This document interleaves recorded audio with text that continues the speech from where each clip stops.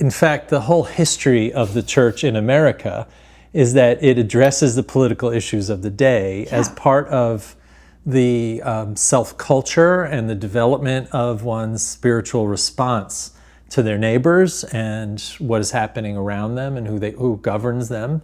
And so, we don't have to go too far back in history to civil rights and see the church is essential to the movement of civil rights. The church is essential to the American Revolution, abolition, and this is also where we come from.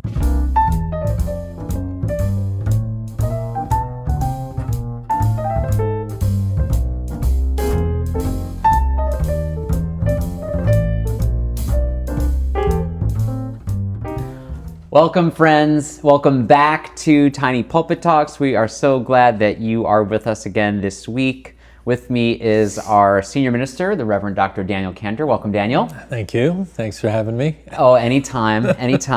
We're going to cover some very basic topics today, stuff that, we just regularly think of as ministers, like whether what you're saying from the pulpit might get you arrested someday. Yeah. That's interesting. Yeah. I wonder if we've ever thought about that.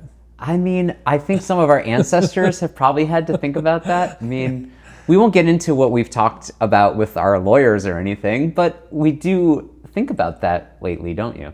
Yeah, I mean, that and security issues are things I didn't train really to think about. I know. What we're talking about, folks, is the climate right now for people of faith, especially liberal people of faith, and some of the things we've seen recently from different authorities, both federal and state, about affecting our comfort and the ease with which we feel we can express our religious values right now, specifically preachers in pulpits talking about liberal religious values, right? Yeah, I mean, I think you would say we have some pretty strong walls to protect us, not only a church that's really supportive, but if there's law in the world, it should protect us, right? Right. So one of the things that's important, some people are very nervous about an executive order that came down that talked about any kind of speech or action that supports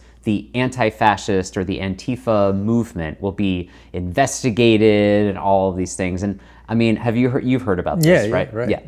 Yeah. And one of the things that's important to know about that is an executive order is not a law, and that there has to be some criminal statute that you actually violate, and criminal statutes are very well defined.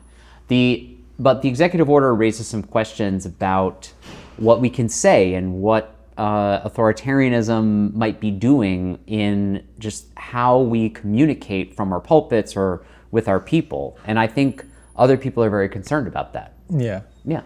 I mean, it's science fiction, what we would have to say or not say is being policed somehow by our government. I mean, we kind of are in that moment where people are being rejected for their visas because they said something that the government didn't like about Charlie Kirk. Exactly. I mean, it's a very strange time in America to be having to even think about that. I think we would say, we have a long tradition in this church of freedom of the pulpit and freedom of the pew, which separates those freedoms. The people have freedom to speak to us about what they think, and we have the freedom to say whatever we believe out of that pulpit.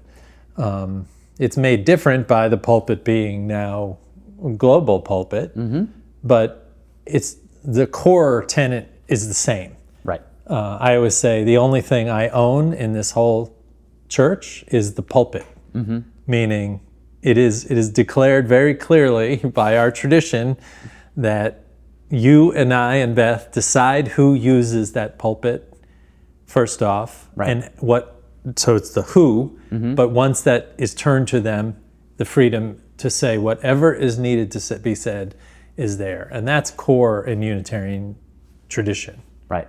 Yeah. It goes hand in hand also with what is core in the First Amendment, which protects a range of things, both religious speech and speech in general, but when the more you are talking about religion, supposedly in the United States and your religious beliefs, the more protection you actually have.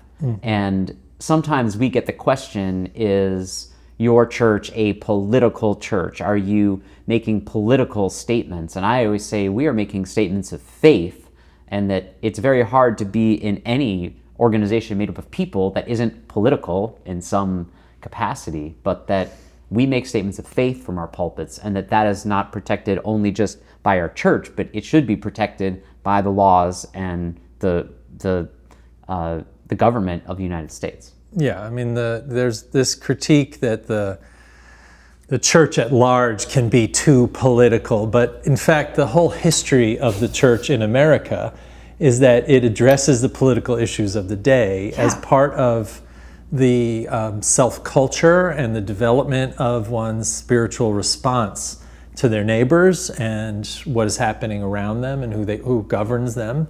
And so, we don't have to go too far back in history to civil rights and see the church is essential to the movement of civil rights. The church is essential to the American Revolution, abolition, and this is also where we come from. I mean, this is what all of this those church, three things. Yeah.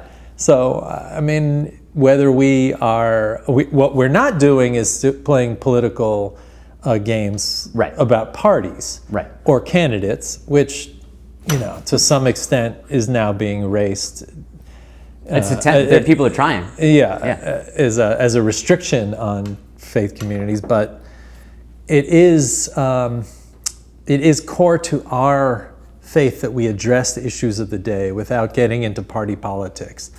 Now at the same time, people make choices about where they go to find the people that they feel comfortable around, and I'm not going to get into party politics, but people are pretty clear where our values stand.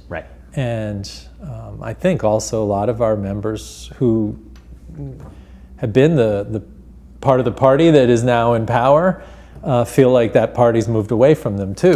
So it's gotten very complicated in that regard.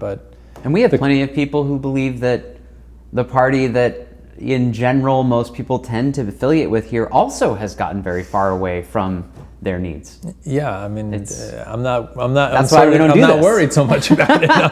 No. I'm more worried about the health and vitality of democracy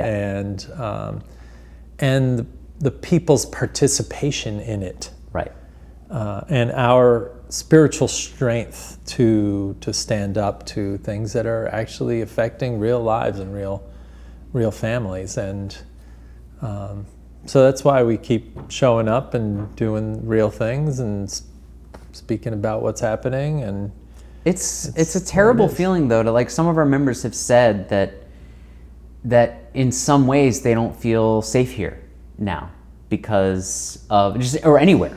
I shouldn't say here, but that we get people who are, we had someone come in with a camera and kind of filming. We've had other situations like that, and it makes them kind of nervous. And we live in a time where when you talk about finding this internal spiritual strength, that we really do need it right now.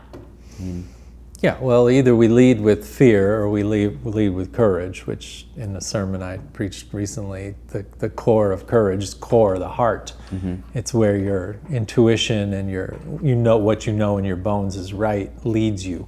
And I think the church has a long history of combating fear, and fear is a tool of authoritarianism. It is the tool. That's the pathway that you're addressing by. You don't necessarily look just at the practice of totalitarianism, authoritarianism, and fascism. It's all of those trade in fear, and what our faith and faiths of good conscience address is that fear with a kind of faith or with a courage or with community or whatever it is, the strength that we're finding. Yeah. That's why we're here. Fear not. Yeah, fear not.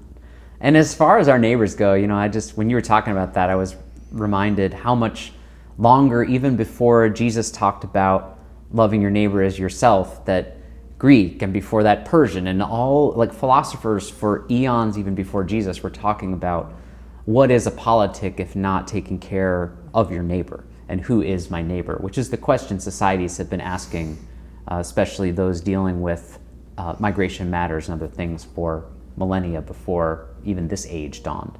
Yeah, the challenge is it feels like the current government in America doesn't care about that question. Exactly. And so we feel destabilized. Yeah. But it doesn't mean that we have to give up on that. It Exactly. means we have to double down on that question and that care and what compassion we can find for each other, and carry on and know that the world's a marathon, not a sprint, Exactly. and we'll survive. Yeah. So We will be here churning out episodes of Tiny Pulpit Talk. no matter what. And sermons and church services and preludes and postludes until they tell us we have to stop. Well, nobody's telling us that. Well, thank you for joining us for this really important topic, just to know kind of where our heads are at. We always want to know where your heads are at. What are questions you have about this, or fears, or if this helped at all, we want to hear. Just put a comment in the chat, follow us, do all those things on the different social media platforms.